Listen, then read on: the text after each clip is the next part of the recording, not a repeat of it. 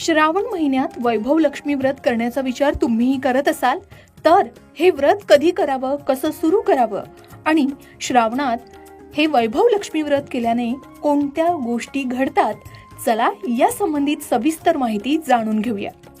असं म्हणतात की घर कितीही मोठं असो किंवा छोटं, त्या घरात खरी शांतता आणि समृद्धी तेव्हाच येते जेव्हा तिथे साक्षात माता लक्ष्मीचा वास असतो. हिंदू धर्मात श्रावण महिना हा व्रतवैकल्याचा, संयमाचा आणि भक्तीचा महिना मानला जातो.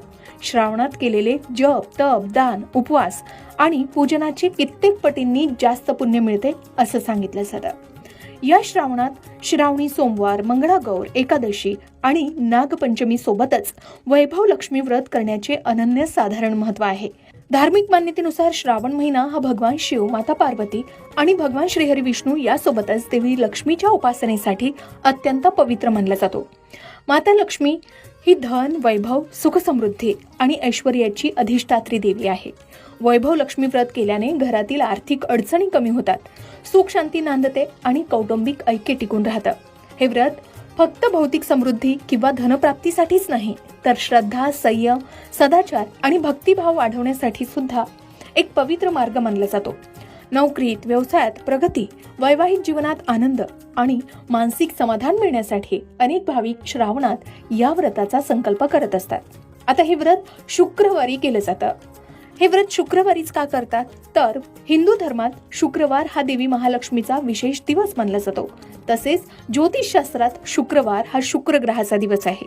शुक्र ग्रहाचा थेट संबंध ऐश्वर्य, सौंदर्य, सुखसोयी आणि समृद्धीशी असतो. त्यामुळे शुक्रवारी माता लक्ष्मीची उपासना केल्यानं देवीच्या आशीर्वादासोबतच शुक्र ग्रहाची अनुकूलताही प्राप्त होते असं सांगितलं जातं. आता श्रावणात व्रत कधी आणि कोणी सुरू करावं तर व्रत सुरू करण्याची योग्य वेळ म्हणजे यंदा 13 ऑगस्ट पासून श्रावण महिना सुरू होत आहे. श्रावण महिन्यातील शुक्ल पक्षातील कोणत्याही शुक्रवारी हे व्रत सुरू करणं अत्यंत शुभ मानलं जातं. आता हे व्रत सौभाग्यवती स्त्रिया किंवा कुमारिका करू शकतात. विशेष गोष्ट म्हणजे पुरुषांनीही जर हे व्रत पूर्ण श्रद्धेनं केलं तर त्यांनाही त्याचं उत्तम फळ नक्की मिळतं असंही म्हणतात. तुम्ही 11 किंवा 21 शुक्रवार हे व्रत करण्याचा संकल्प करू शकता. ठरवलेले शुक्रवार पूर्ण झाल्यावर विधीपूर्वक उद्यापन करावं. एकदा व्रत पूर्ण झाल्यावर पुन्हा करायचं असल्यास नव्याने संकल्प सोडून ते पुन्हा सुरू करता येऊ शकतं असंही म्हणतात. आता ही पूजा कशी करावी?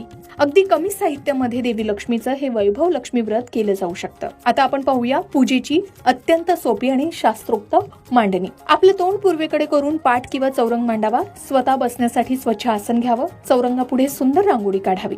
पाठ पुसून त्यावर तांदळाच्या राशीचे गोल वर्तुळ करावे. मध्ये किंचित